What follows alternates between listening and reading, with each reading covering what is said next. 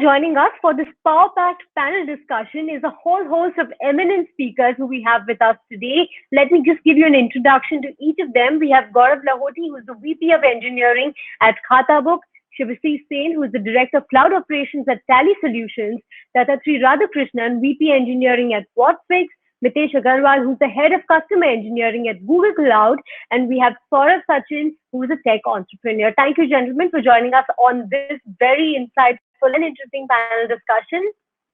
Now, the topic of discussion today is focus on the code, which is basically leveraging managed services to optimize operations. Now, when you talk about managed services, it's basically the go-to solution for managing peripheral but very crucial operations. I have with me a very power-packed panel, everyone who's been implementing managed services in different aspects of their businesses. And let me just give you a quick introduction to all of them. We have Saurav Sachin, who is the VP of Engineering at Browserstack, Gaurav Lahoti, VP Engineering at Khatabook, Shivasi Sen, Director of Cloud Operations at Tally Solutions, Dattatree Radhakrishnan, VP Engineering at Whatfix, and of course, Mitesh Agarwal, Customer Engineering at Google India. Thank you very much, gentlemen, for joining us today on this panel discussion. I want to quickly dive into how effective and the use of managed services is, considering the kind of demand and the environment that we are in. I want to come to you both, Saurav as well as Gaurav, to tell us what really the implementation has been in your different businesses that you operate in. Saurav, do you want to begin? Sure. So, managed services have really helped a lot of different scenarios. I would give one example about, say, storage or, say, spawning multiple machines. Say, when you want to do stress test, so we use Terraform, and we're using which we could spawn several machines, attack, one service, and test to what extent. I mean, at it reaches certain bottlenecks of different components which were used on the service, and then again go fix it, figure out the next level, the next stress that it can withhold. So yeah, I mean, without managed services, I think it would have been very difficult, because then you have to figure out the infrastructure of several physical servers, or say several EC2 instances, and do that. Yeah. So there are many. Gaurav, Off the guards, yeah, something that strikes me. Right, Gaurav, over to you.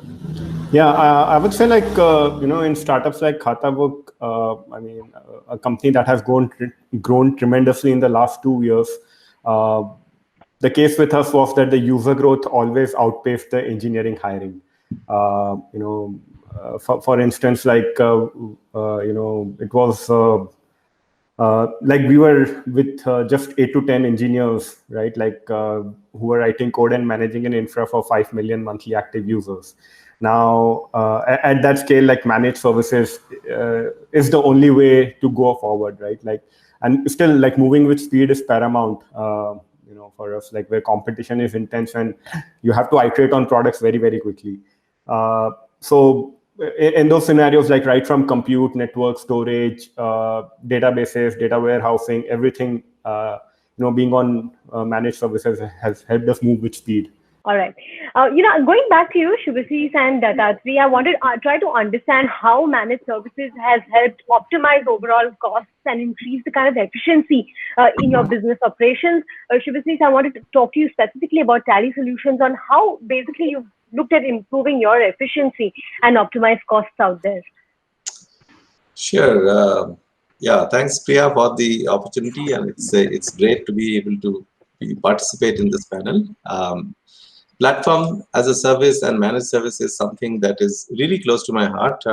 Ever since I have been with Tally over the little more than 2 years, it really was an eye-opener for me in terms of the trends that the fintech industry has experienced over the last, say, a span of 5 to 6 years.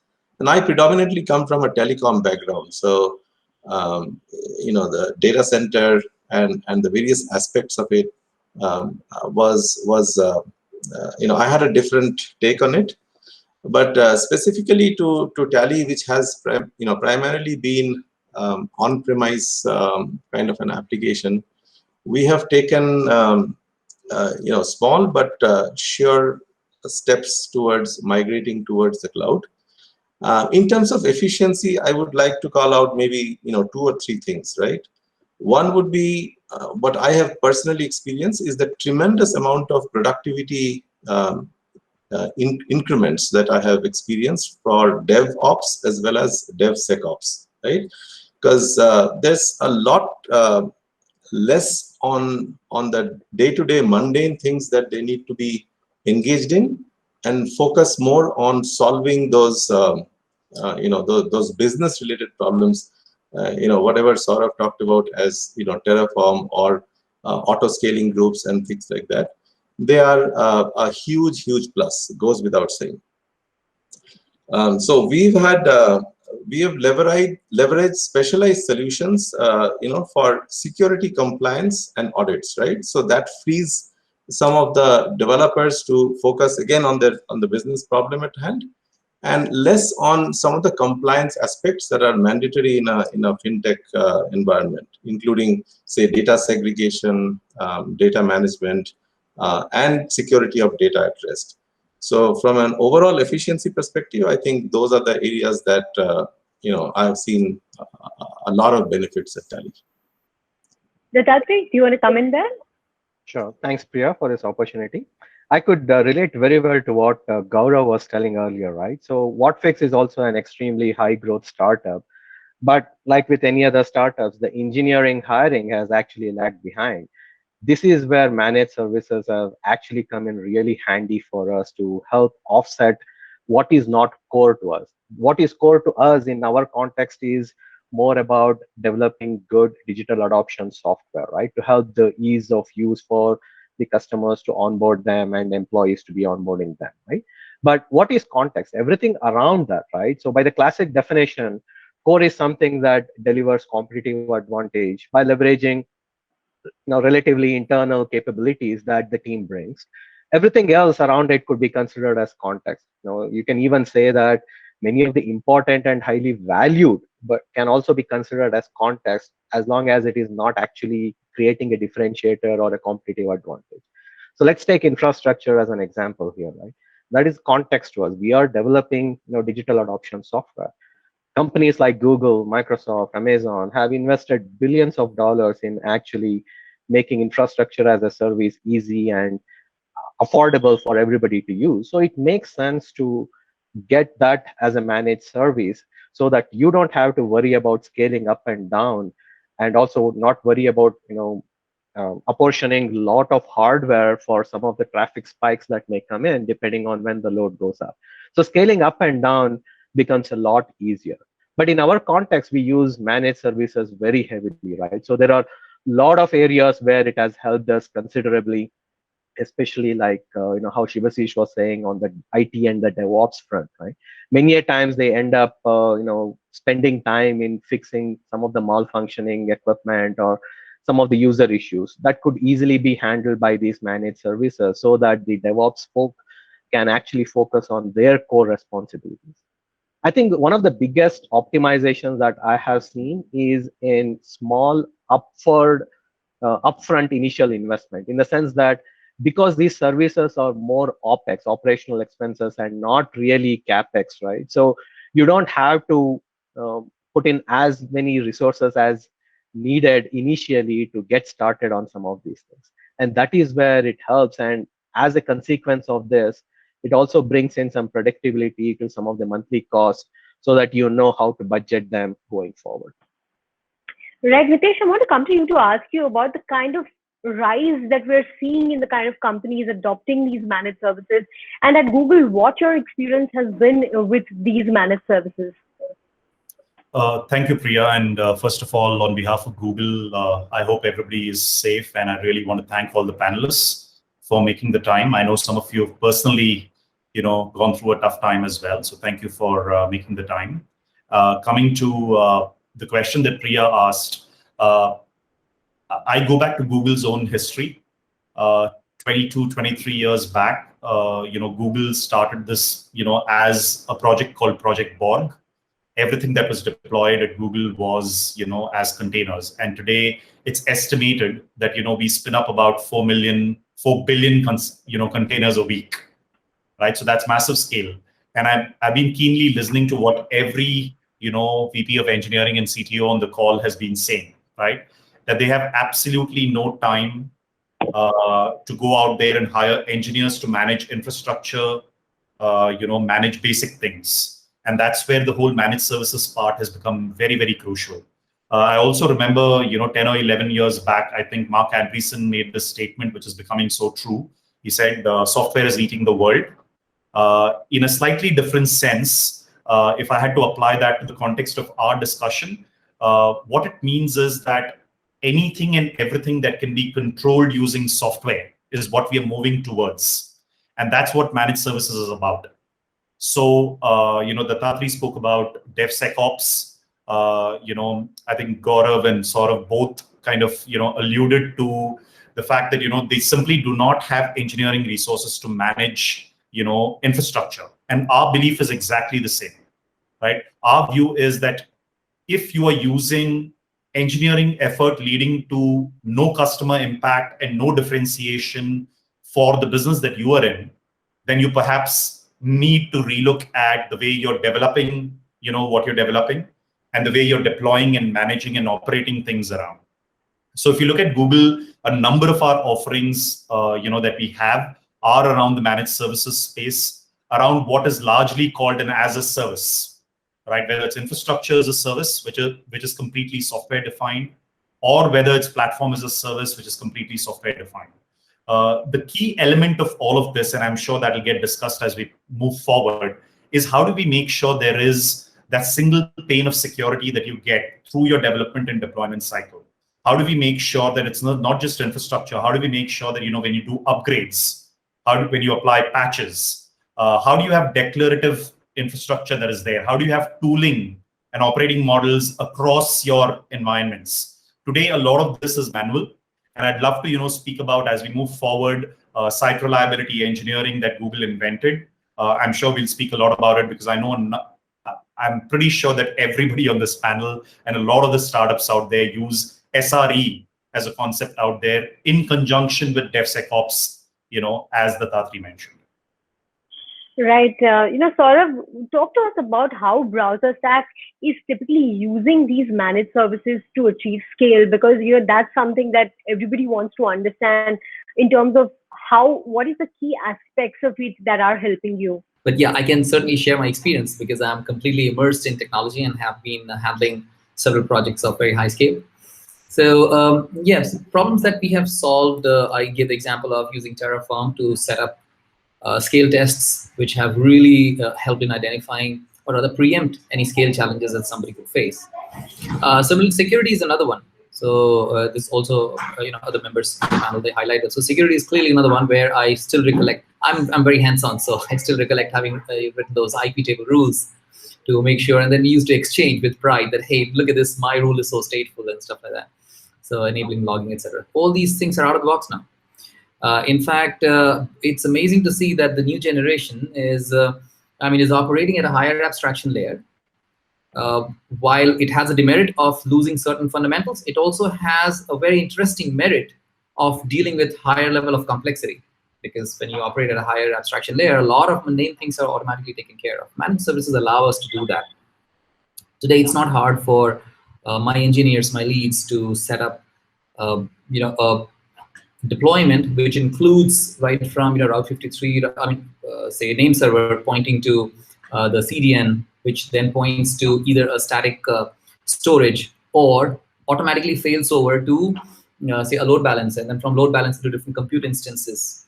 Now, all of this entire setup would have taken perhaps a week worth of project. Today, my leads, they do it in a matter of an hour. I mean, of course, they've done it a few times before. So thanks to managed services that these things are possible. And it's only improving. We see that more and more things that we were doing, we were putting on EC2s or say any compute instances, irrespective of whichever cloud, those things are now gradually coming into the managed space. Managed space, another beauty is that it allows us relatively much more seamless scalability, because one has to think through what are the thresholds that something crosses before you start spawning newer containers or newer instances, compute instances, to be able to balance load across them. But then if it's managed services, it becomes seamless. In fact, storage service is a very interesting example, which I had a lot of interest in creating, or rather developing my own storage long back. This is like 15 or 18 years ago. We had a stack called IPFS, which was a parallel virtual file system. Not sure if anybody knows, recollects that PVFS, and it used to have a FreeBSD port of it, and it had Linux kernel port of it. So we used to develop those things to store very, very large files, because now it could be split across different chunks, which could then be stored over the network, and then we could suck it out and use it meaningfully. Now, those things are child's play thanks to managed services, because now I think most of them use BlusterFS. So using that, now it's a seamless abstraction layer on top of which we can make very large files sit. Now, it doesn't end there. The beauty is that there are certain projects in which the endpoints had to compute the nearest locations given a user's location. So this is a very small, quick hack that we did. We computed geohash.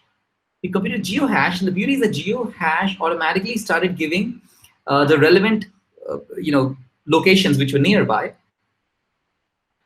By we were producing a JSON. Now we can just store the entire thing as files, named with the geohash. So I could actually eliminate the initial need of any compute instance at all. My service could just go to this managed service, which was a storage service, and from there add the pre-computed geohash from device, and it could just fetch the information from the storage. I think I'll stop here. I'm too passionate about technology. I'll just go on. So. Right, that's an interesting perspective. Gaurav, I want to understand operationally how you're using managed services to achieve scale for all the small businesses that you're reaching out to via Khatabook. If you could give us some anecdotes from your experience and how this is helping you scale up your presence among small businesses. Right, for sure. So I would say when I say moving fast, right, that has been a big focus at Khatabook right from the beginning. So when we say moving fast, I would say there's a lot of team organization and team responsibilities that you have to sort through when things are just too chaotic and you are just building a lot of new things.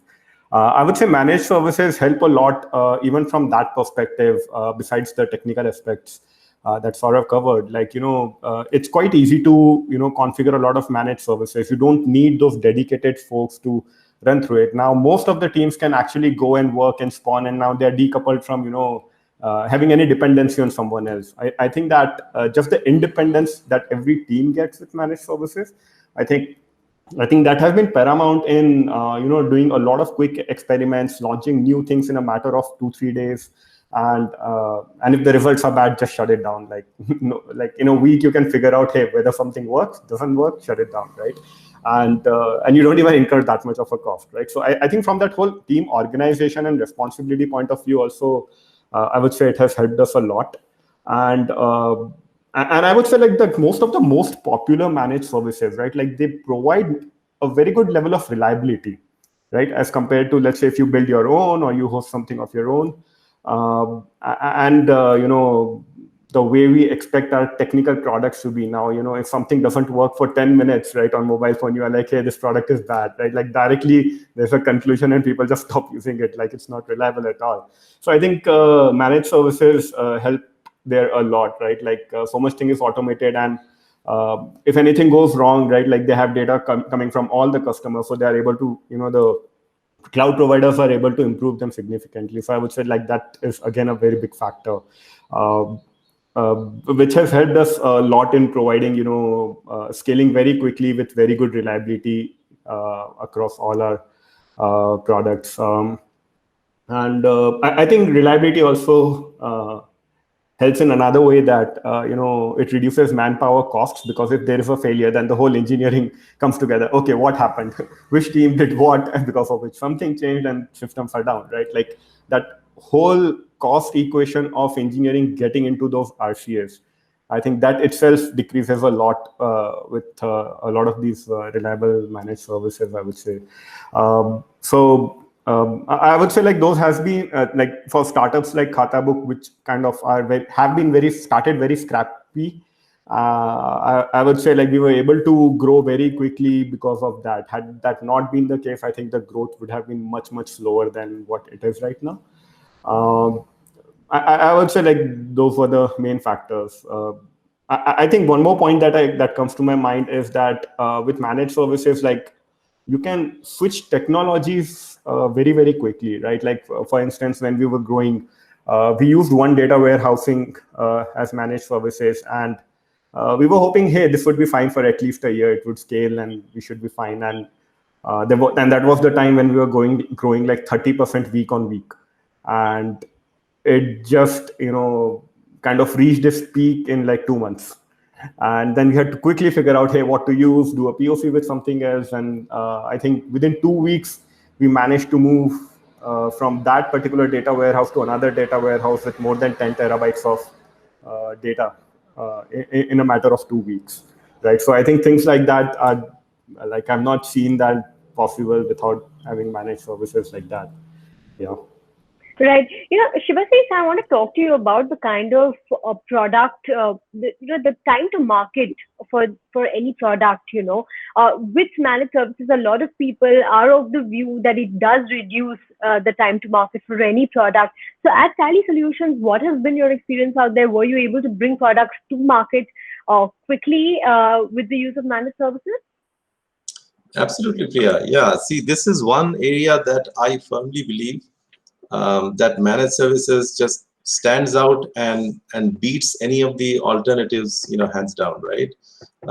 Going by a recent example, there were, I mean, back in, I think, late November, December timeframe, we had a government mandate to fulfill a financial transaction, that terminates on, say, our NIC portal, right? And we were not quite prepared for the mandate to kick in on a specific date.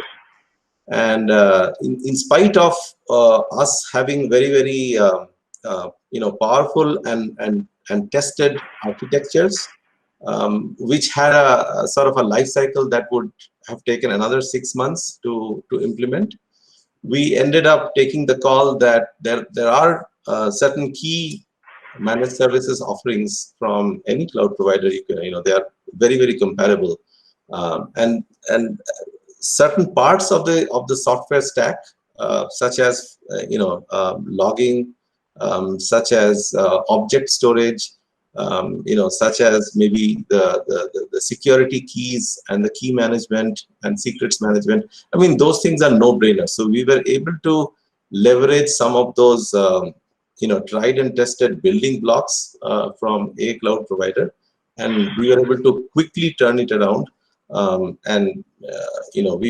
We did meet the government mandate of I believe it was 1st of January, if memory serves right. So that was really an eye-opener. It clearly would have taken us another couple of months with the overall POC and testing and what have you. So yes, we certainly did benefit.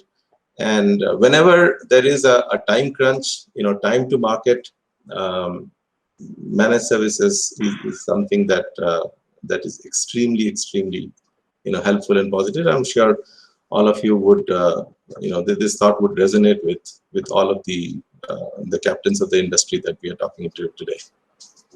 Right, Dattatri, I want to come to you now. Gaurav slightly alluded to the fact that, there is flexibility in changing technology implementation if you're using managed services. So in your business, I want to understand whether or not you've taken that kind of decision, because this kind of flexibility that managed services provides is something that the industry is perhaps comfortable with. Absolutely. And, pretty much everybody can relate to many of these that we have already discussed here, right? So I go back to what I mentioned about, core versus context. So in our case, the core was about providing analytical insights. The context was about having an analytical platform. So we were previously using a different, our own in-house built analytical platform, and it's cool from an engineering perspective to work on creating your own analytical platform.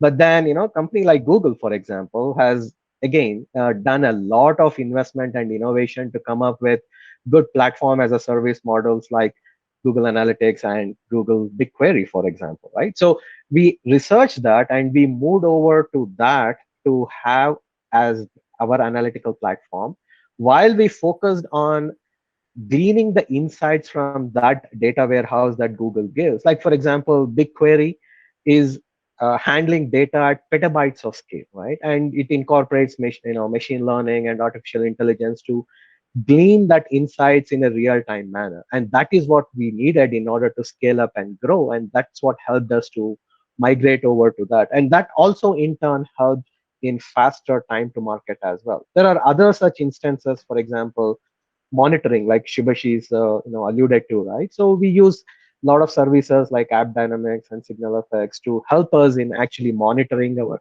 infrastructure, and that goes back into the reliability argument, right? So while these managed services are expected to be reliable, it is pertinent upon you to build in redundancies to handle any of the failures that come in. And some of these managed services on the monitoring side help alert you when some things go wrong, so that you can in turn build in some of that resiliency over there, right? But the advantage again is it's easier to move between these vendors, because more or less many of these APIs are first and foremost very open and standardized, and it's easy to integrate from one to the other. So depending on what serves your need at any given point of time, you can start switching around between them. By the way, one other example I want to quote here is, for example, we also use Browserstack itself for many of our testing purposes. We use that to spin up instances on the fly, run our test automation suites against it, and then disband that instance. So can we go ahead and create our own scripting through AWS or GCP or anything like that? Sure, we can. But is it a worthwhile investment of our time? Definitely not. So that is where the core versus context helps in determining. You put your investment in the core areas and rely on managed services for many of these context related things. Right, Mitesh, I want to come to you on innovation, considering that Google is constantly building more and more innovation and tech features on top of all of its platforms. In this context, what is Google doing at this point in time in terms of more innovation that it can bring to the managed services space? So thanks, Priya. I think the panelists have given some very interesting examples. So what Shibashish said or what Dattatri said, and everybody has a very different context of this. The way we look at this is that if I just go back to the history of Google as an organization, right, we were there to essentially process data. So you heard a lot of examples around BigQuery as a service, right? Essentially, it was developed for internal consumption at Google as to how can we give you better ads insights, how can we give you better customer insights for your customers, right? And now we are able to offer that technology as a managed service to all our customers to, use it for your own, analytics engines.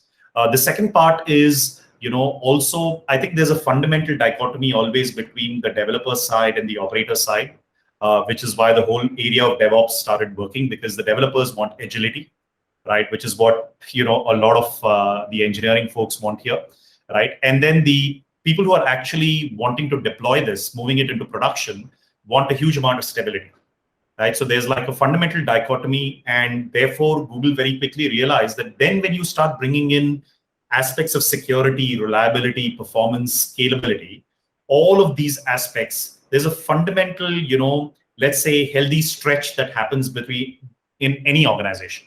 Whether it's startups, whether it's traditional enterprises, does not matter. We've seen that dichotomy in every organization.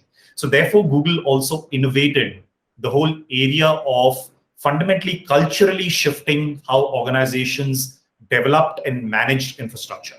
So therefore, the whole SRE area, started becoming, I would say, very popular when it came to, our customers. And our belief in SRE is very simple, that, what if a software developer wrote how to manage infrastructure, right? So therefore, if you could code everything, into a piece of software, therefore you could manage it better, you could patch it better, you could secure it better.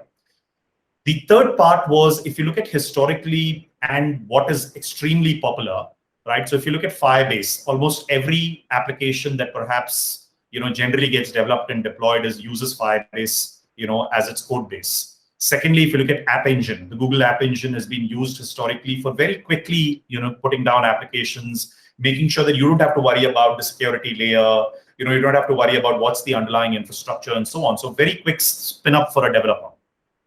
as things have progressed and as technology has improved, right? Obviously, there are customers who want, for example, Kubernetes and containers to be deployed.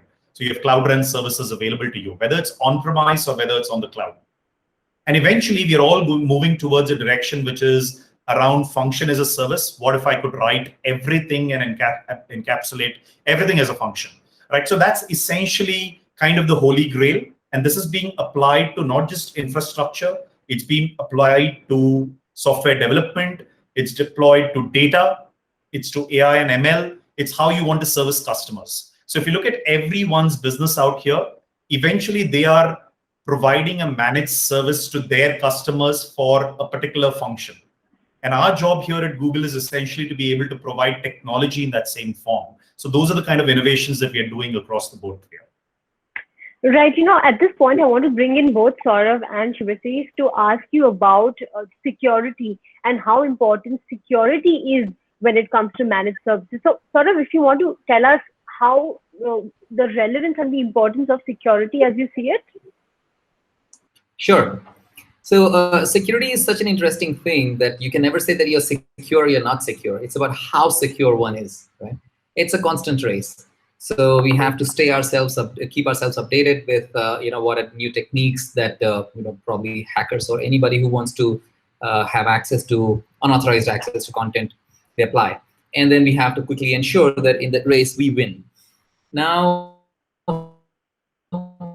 the beauty of managed services is that they have the collective intelligence of all of these different practices, which can help secure things to a desirable level. Then it just becomes click for other users to be able to apply those methods. There are two different things. One is about technique application, and the second thing, which is about technique innovation. Earlier, everything was like technique innovation: grasp, absorb, learn, and make your own method, implement it. It was almost like innovating every single time. But now those two things, these managed services, segregate really beautifully. So now there is innovation that's happening by those engineers and making those things available at the click of a button. And now the application, which is important and has to be done timely. There are far more number of people, they can just click the button and apply those innovations and apply those techniques rather than keep innovating on top of it. And one more thing I would like to, I resonate my thoughts with Dattatri, where he spoke about the analytics. That's one of my favorites. Yeah, I don't know how I missed, because pumping in large chunks of data into a storage where I don't have to worry about how to augment more storage. That's such a delight. And on top of it, when you have visualization tools like, say, Data Studio, it just adds a lot of easiness to this whole thing about analytics, because having a large storage to support all your logs and metrics and then running something on top of it so that you can extract something meaningful is critical. Right. Shivashish, you want to comment? Sure, absolutely, yeah. So the way I look at it is, security is inbuilt as a fabric into the application that we have built at Tally, and I'm sure the same can be said of most of your apps on the public cloud as well. So there is this aspect of data management, data segregation, and the platform as a service constructs that we all have become so familiar with gives you that fine-grained ability on a per user basis or a per role basis to access and not only authenticate but also authorize. And all our cloud services gives us the ability to have a trail of who did what and when. So that is extremely powerful, right? In addition to that, I'd like to comment about some of the native tools that most of our cloud providers offer, right? Which actually helps you understand whether your security posture is up to the mark. By doing the analysis, maybe using AI ML, or maybe even without using rules, right? There is this inherent ability to ingest logs and other pieces of relevant information from the various parts of the cloud deployment, and be able to convince yourself that security is it can never be perfect, but you are at a point where you said this was your requirements to begin with, right? So that your organization's CIO can sleep well at night, as well as from a government's compliance. If you are PS, if you have the PCI certification to think about, or the ISO compliance to worry about, these inherent tools that are available to you at the click of a button gives you that tremendous advantage. The one other thing that I'd also like to mention from a Tally perspective is that not just about compliance, not just about data management, but we are in a unique position where using the thick client on one side and the cloud hosted application on the other side, we tend to control both ends of the application. So that's a unique kind of an ability that we have, and as a result, we have been able to or rather, let me say that we have taken a nuanced view of many of these of the security aspects of the cloud services that are offered, and we have been able to pick and choose those that make sense from a security perspective, or just take a regular TCP connection and apply our own higher layer abstraction on top of it to build the required intelligence that makes this super secure. So it's kind of a pick and choose the best of both worlds, so to speak. Right. Mitesh, there are questions about whether Google is working on a security as a service kind of option out there. So give us some perspective on this, please. Yeah, thank you, Priya. I think very interesting one. I think security is going to be like an extremely broad area, right? Because when you think about a security program, and I always call it a security program, there are many areas of responsibility, and many of them are shared responsibilities between a vendor providing you services versus you consuming it as a customer and then providing another service to a customer. So there's securing infrastructure, there's securing the network, securing data, securing applications, managing identities and access, securing endpoints, and at the same time having some sort of a security operations and governance for risk and compliance management, right? What Google has done is that, across Google Cloud's products, we provide these capabilities where either customers can have a loosely decoupled choice that they can make, because we understand that not everybody will be all in, using Google technology. But at the same time, we've also ensured that, you are able to use this across a variety of devices, across Google Workspace, for example, right? And we've seen in the last 12, 13 months, right, that thanks to the pandemic, working from home and working from anywhere has become a reality. So how do you make sure that now you're able to access the very same application in a completely different way, right? How do you make sure that, you take care of all the, hacking and, all sorts of security postures that are there? So what we've done is that we have a view around what we call a security operations center. So to the Tatri's point, which was there earlier, right? How could we give you the notion of a security operations center, but still allow you to use certain security postures that you already have, but we cover the entire spectrum. However, we also understand that we have to cooperate, along with several other vendors. So for example, if you wanted, web application firewalls. Now you may have a choice of web application firewalls that you want to use from several of our partners that are there on our marketplace. You may want identity and access management, for example, from a completely different vendor. You may want endpoint security from a different vendor. So what we've done is that we've taken a security posture where it is Google providing you a whole bunch of capabilities natively. And secondly, we also work with an extensive ecosystem of security technology partners, so that then you are able to operate a security operations center across your development and your deployment. So that's the way Google has looked at security end to end.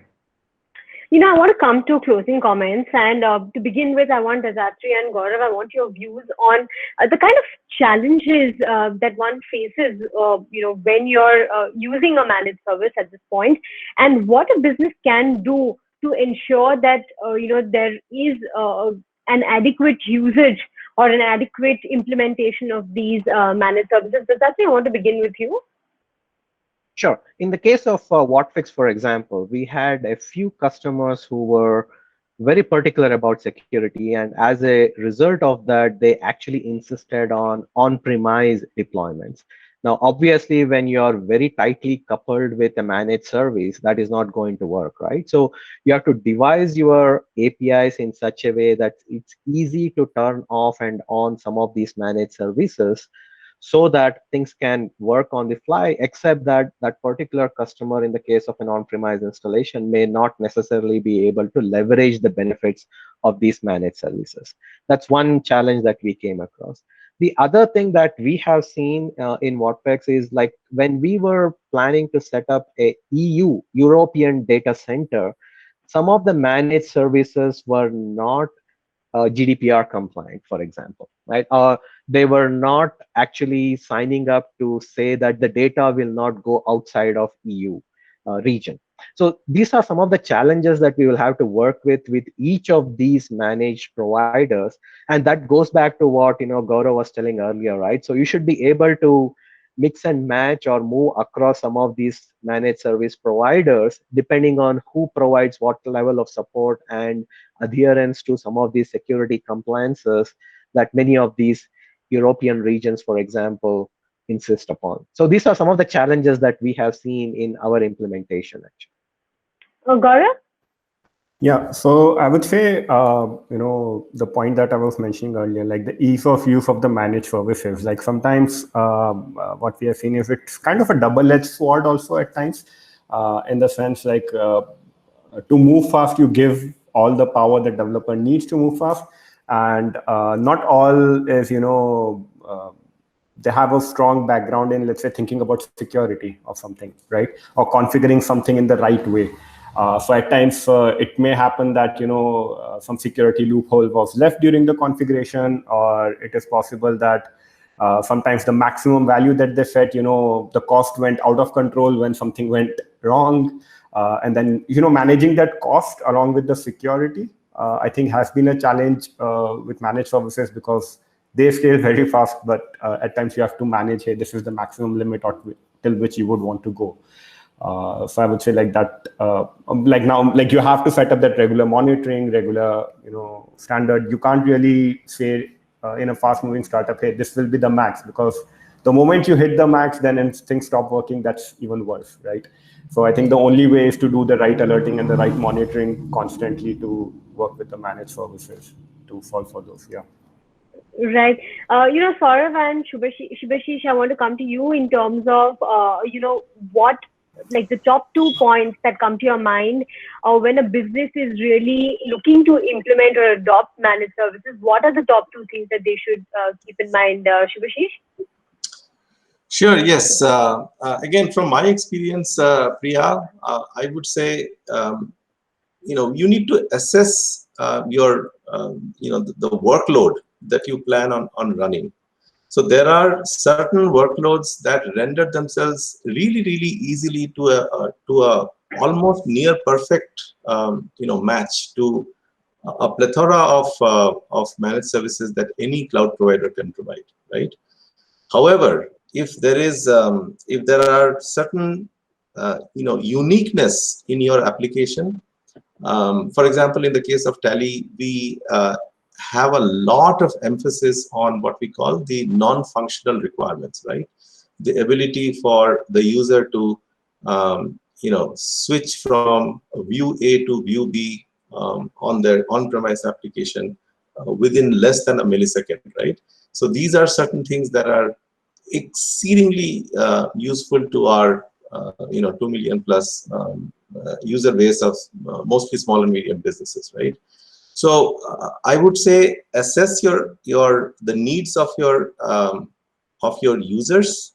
Look at what the business that the application relative to your business requirements that you are trying to architect, and make a judicious call on which of these managed services seem like a natural fit for you. Like I said before, there are certain aspects in the software stack that are almost a no-brainer, such as the object storage, the secrets key management, and so on and so forth, right?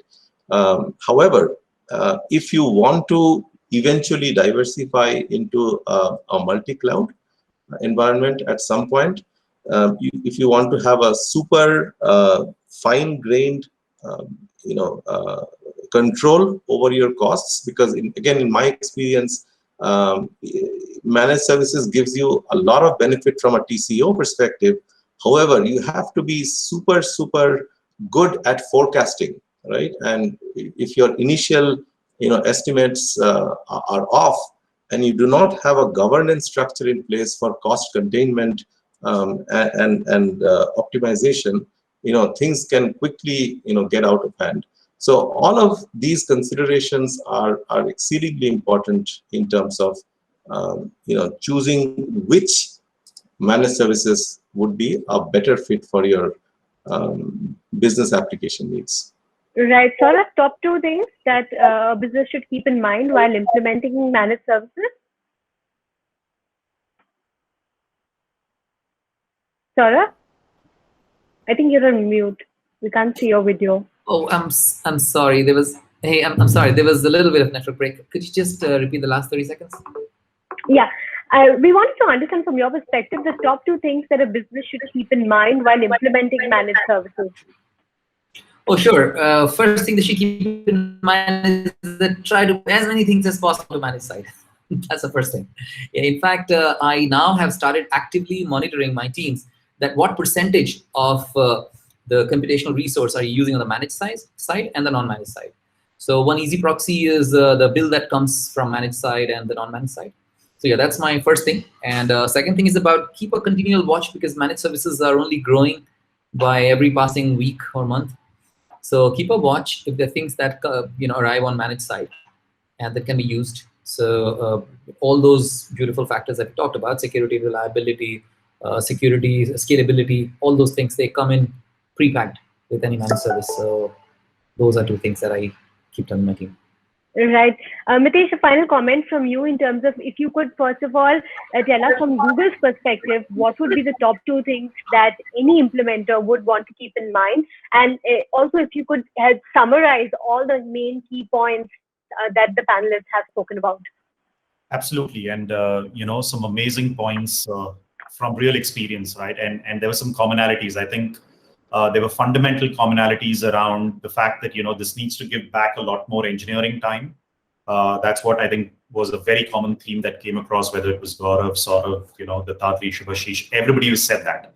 The second point is that, security was a very key element of this. The third part was that, look, a managed service needs to solve a real problem. Keep a watch on your bills, right? That was a good point in the end that was made.